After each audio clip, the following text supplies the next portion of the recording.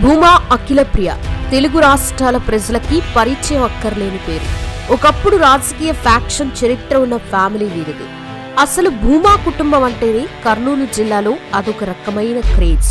మరి అంత క్రేజ్ ఉన్న ఈ ఫ్యామిలీ ఒకేసారి ఎందుకు డౌన్ అయింది? తల్లిదండ్రుల తర్వాత భూమా అఖిల రాజకీయాల్లోకి ఎందుకు రావాలనుకుంది? అసలు తన అమ్మ నాన్నలు ఎలా చనిపోయారు? తల్లి చనిపోయిన సమయంలో చెవిలో ఏం చెప్పింది? ఇంతకీ అఖిలప్రియ మొదటి భర్తకి విడాకునివ్వడానికి కారణమేంటి? రెండో భర్త ఎవరు? ఆయనకు కూడా మొదటి పెళ్లి జరిగిందా? మాజీ సీఎం జగన్ కి భూమా కుటుంబంపై ఎందుకంత కోపం? అసలేం జరిగింది అనే నమ్మలేని నిజాలు ఈ వీడియోలో తెలుసుకుందాం. సో వీడియోని స్కిప్ చేయకుండా ఎండ్ వరకు చూడండి. అఖిలప్రియ గారు 1987 ఏప్రిల్ 2న భూమా నాగిరెడ్డి శోభాగార్ల దంపతులకి కర్నూలు జిల్లా ఆళ్లగడ్డలో జన్మించారు. ఆమెకి ఒక చెల్లి నాగమౌనిక, తమ్ముడు జగత్ విఖ్యాత్ రెడ్డి ఉన్నారు. అఖిలప్రియ గారు హైదరాబాద్లోని Indian institute of planning and మేనేజ్మెంట్లో బిజినెస్ మేనేజ్మెంట్లో బ్యాచిలర్ డిగ్రీ పూర్తి చేశారు. కొంతకాలం పాటు ఆస్ట్రేలియాలో కూడా చదువును కొనసాగించారు. తల్లిదండ్రులిద్దరూ రాజకీయ రంగంలో ఉండడంతో చిన్నప్పటి నుంచి ప్రజల సంక్షేమం, రాజకీయ రంగంపై అవగాహనతో పెరిగిన అఖిలప్రియ తల్లిదండ్రుల నుంచి ఎలాంటి పరిస్థితుల్లో అయినా ధైర్యంగా, నిబ్బరంగా ఎలా ఉండాలో కూడా నేర్చుకున్నారు. నాగిరెడ్డి గారి కుటుంబం రాజకీయంగా యాక్టివ్గా ఉండడంతో వారికి ప్రత్యర్థులు కూడా ఎక్కువగానే ఉండేవారు. అందుకే నియోజకవర్గంలో ఉన్న రాజకీయ పరిస్థితులు, ఫ్యాక్షన్ నేపథ్యం కారణంగా పిల్లలపై ఆ ప్రభావం పడకుండా పిల్లల్ని ఆళ్లగడ్డకి దూరంగా ఉంచి చదివించేవారు భూమా గారి దంపతులు. అంతేకాకుండా ఫ్యామిలీతో కలిసి ఎక్కడికన్నా వెళ్లాలన్నా కూడా చాలా జాగ్రత్తగా వెళ్లడమే కాకుండా వేరువేరు వాహనాలతో వేరువేరు దారిలో ప్రయాణిస్తూ ఉండేవారు. మా కుటుంబం వైఎస్ కుటుంబంతో ఎంతో సన్నిహితంగా ఉండేవారు. ఆ కారణంతోనే వైఎస్ రాజశేఖర రెడ్డి గారి సతీమణి విజయమ్మ గారికి స్వయాన తమ్ముడైన కమలాపురం నియోజకవర్గం మాజీ ఎమ్మెల్యే రవీంద్రనాథ్ రెడ్డి కుమారుడు రామాంజుల రెడ్డి గారితో 2010లో అఖిలప్రియ గారికి వివాహం అయింది. రవీంద్రనాథ్ రెడ్డి గారు ఒకసారి కడప మేయర్గా పనిచేశారు. అంతేకాకుండా కమలాపురం నియోజకవర్గ ఎమ్మెల్యేగా 2 సార్లు విజయం కూడా సాధించారు.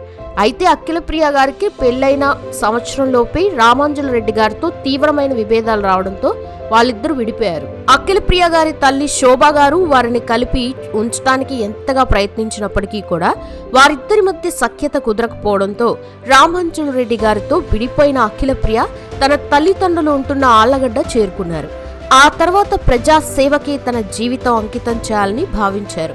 రాజకీయాల్లో తన తల్లిదండ్రులతో పాటు ఒక సామాన్య కార్యకర్తగా అన్ని విషయాలు తెలుసుకుంటూ తన రాజకీయ ప్రస్థానాన్ని కొనసాగించారు. తన తల్లిదండ్రుల తరఫున ఎన్నికల ప్రచారంలో పాల్గొన్న అఖిలప్రియ గారికి మొదట్లో ఎలక్షన్ క్యాంపెయిన్లు తెలియని వాళ్ళకు కూడా నమస్కారం పెట్టి ఓట్లు అడగడం చాలా కొత్తగా, ఇబ్బందిగా అనిపించేది. అప్పటికి ఆమెకి తెలుగు కూడా పూర్తిగా సరిగా వచ్చేది కాదు. సగం తెలుగులో సగం ఇంగ్లీష్లో మాట్లాడడమే కాకుండా తాను మాట్లాడుతూ ఉండగా అక్కడ అభిమానులు కేరింతలు, చప్పట్లు, విజిల్స్ కొడుతూ ఉండడంతో తన స్పీచ్ ని కాసేపాపి మళ్లీ వాళ్ళు ఆగిన తర్వాత కొనసాగిస్తూ చాలా మొహమాటంగా మాట్లాడేవారు. ఆ తర్వాత టీవీలో టెలికాస్ట్ అయిన అఖిలప్రియ గారి స్పీచ్ చూసి విపరీతంగా నవ్వారట శోభ. అయితే 2014 ఏప్రిల్ 23న శోభా గారికి రోడ్డు ప్రమాదం జరిగిందని ఒక వ్యక్తి ఫోన్ చేసి చెప్పాడు. అఖిలప్రియ గారికి ఏం అర్థం కాలేదు. ఏదో చిన్న యాక్సిడెంట్ అనుకుని పెద్దగా రియాక్ట్ కూడా కాలేదు. ఎందుకంటే అప్పటికి 15 నిమిషాల ముందే శోభ గారు అఖిలప్రియ గారికి ఫోన్ చేసి మాట్లాడారు. డిన్నర్ అయిందా, ఏం చేస్తున్నారు, ఇలా క్షేమ సమాచారాలు అడిగారు. జాగ్రత్తగా ఉండాలని చెప్పారు. వాస్తవానికి వైఎస్ షర్మిల నిర్వహించిన ఎలక్షన్ క్యాంపెయిన్ కి వెళ్లారు శోభా గారు.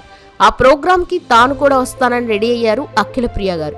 అయితే అఖిలప్రియ గారి చెల్లికి అప్పుడు అనారోగ్యంగా ఉండడంతో అఖిలప్రియ గారిని ఇంట్లోనే ఉండమని చెప్పి తాను బయలుదేరారు శోభా గారు. అఖిలప్రియ గారికి ఇవన్నీ మైండ్ లో తిరుగుతున్నాయి.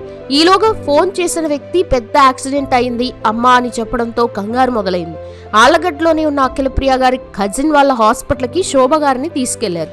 శోభా గారు రక్తపు మడుగులో ఉన్నారు. ఎప్పుడూ చిరునవ్వు చిందిస్తూ ఎంతో ధైర్యంగా ఉండే శోభా గారిని అలా చూడలేక కుప్ప కూలిపోయారు అఖిలప్రియ. గాయాలు ప్రమాదకరమైన స్థాయిలో అవ్వడంతో శోభా గారిని వెంటనే నంద్యాల హాస్పిటల్కి తీసుకెళ్లారు. అక్కడ ఉన్న ఒక లేడీ డాక్టర్ శోభ గారు ట్రీట్మెంట్కి రెస్పాండ్ కావడం లేదని, మీరెళ్ళి చెవి దగ్గర అమ్మా అని అరిస్తే రెస్పాండ్ అయ్యే ఛాన్స్ ఉందని సూచించడంతో శోభ గారి చెవి దగ్గర అమ్మా అమ్మా అని గట్టిగా అరిచారు అఖిలప్రియ గారు. కానీ శోభ గారు లేవలేదు. ఆ తర్వాత హైదరాబాద్ కేర్ హాస్పిటల్కి చికిత్స నిమిత్తం తీసుకెళ్లడం, అక్కడ వెంటిలేషన్ పై పెట్టిన 3 గంటలకి శోభ గారు మరణించారని డాక్టర్లు చెప్పడం జరిగింది. అంతే, ఆళ్లగడ్డ నంద్యాలతో పాటు కర్నూలు జిల్లా అంతా కన్నీటి పర్యంతమైంది. ఆ తర్వాత వెంటనే ఉప ఎన్నికలు వచ్చాయి. మైక్ పట్టుకుని మాట్లాడడానికి కానీ మనసారా ఏడవడానికి కూడా సమయం లేని పరిస్థితి. జనాలు కూడా ఎవ్వరూ మాట్లాడినా వినడం కనడం కాకుండా కన్నీరు కార్చడం మాత్రమే చేశారు. శోభా గారి మరణం తర్వాత వచ్చిన ఉప ఎన్నికలకి తెలుగుదేశం కాంగ్రెస్ పార్టీలు దూరంగా ఉండడంతో ఆ ఎన్నికల్లో ఏకగ్రీవంగా ఎమ్మెల్యేగా విజయం సాధించి శాసనసభలో అడుగుపెట్టారు అఖిలప్రియ.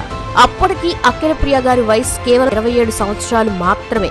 2016 ఫిబ్రవరిలో తన కుమార్తెతో కలిసి వైసీపీని వీడి తెలుగుదేశం పార్టీలో చేరారు నాగిరెడ్డి గారు.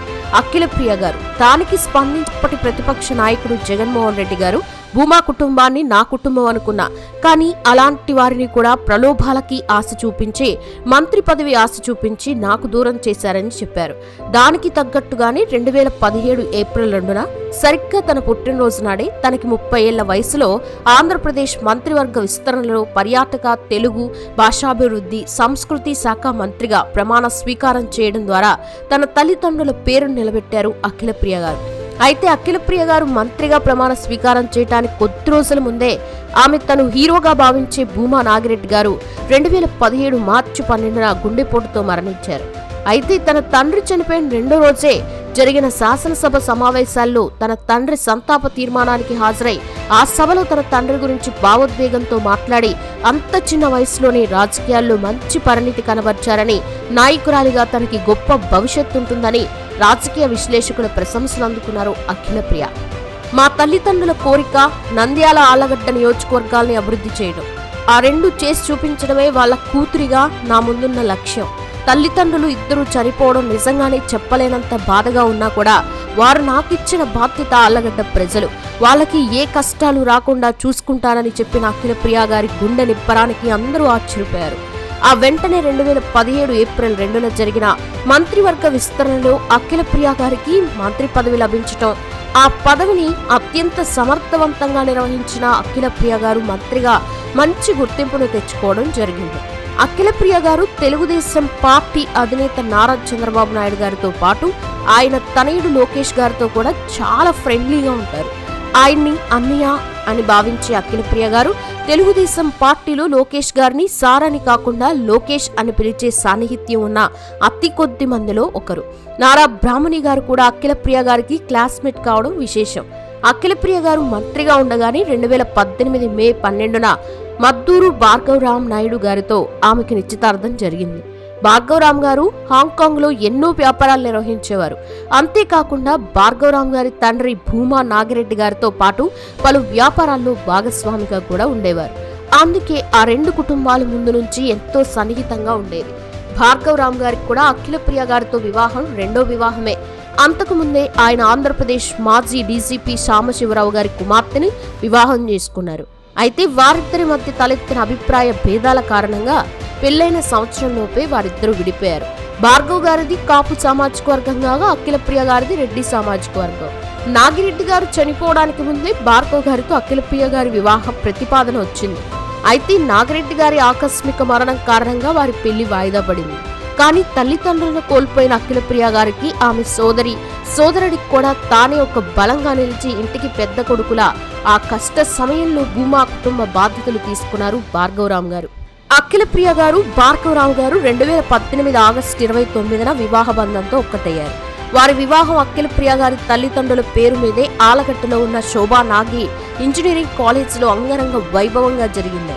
వారి వివాహానికి తెలుగు రాష్ట్రాల్లో దాదాపు అందరూ సినీ రాజకీయ ప్రముఖులు హాజరయ్యారు. మంత్రిగా ఎన్నో మంచి పనులు చేసినప్పటికీ 2019 ఎన్నికల్లో ఆళ్లగడ్డ నియోజకవర్గం నుంచి ఎమ్మెల్యేగా తెలుగుదేశం పార్టీ తరఫున పోటీ చేసిన అఖిలప్రియ గారు వైసీపీ హవా కారణంగా వైఎస్ఆర్సీపీకి చెందిన గంగుల విజేందర్ రెడ్డి గారి చేతిలో ఓటమి పాలయ్యారు. 2021 డిసెంబర్ 16న అఖిలప్రియ గారికి ఒక కుమారుడు జన్మించాడు. దాంతో నాగిరెడ్డి గారే మళ్లీ జన్మించారంటూ పండగ చేసుకున్నారు భూమా కుటుంబ అభిమానులు. రాజకీయాల్లో అడుగుపెట్టిన దగ్గర నుంచి ఎన్నో ఆరోపణలు, ఇబ్బందులు, ప్రత్యర్థుల నుంచి దాడులు ఎదురైనా కూడా ధైర్యంగా ఎదుర్కొని భూమా దంపతుల కుమార్తెగా నిరూపించుకున్నారు అఖిలప్రియ గారు.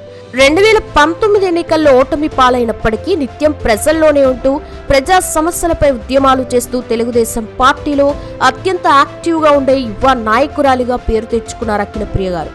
చిన్న వయసులోనే ఎన్నో గొప్ప పదవులు చేపట్టి పేరు తెచ్చుకున్న అఖిలప్రియ గారు వ్యక్తిగతంగా, రాజకీయంగా మరెన్నో విజయాల్ని సాధించాలని మనస్ఫూర్తిగా కోరుకుందాం. అఖిలప్రియ గురించి మీ అభిప్రాయాలేంటో కామెంట్ సెక్షన్లో కామెంట్ చేయండి. వీడియో నచ్చితే లైక్ చేయండి, షేర్ చేయండి, ఛానల్ని సబ్స్క్రైబ్ చేసుకోండి. Thanks for watching.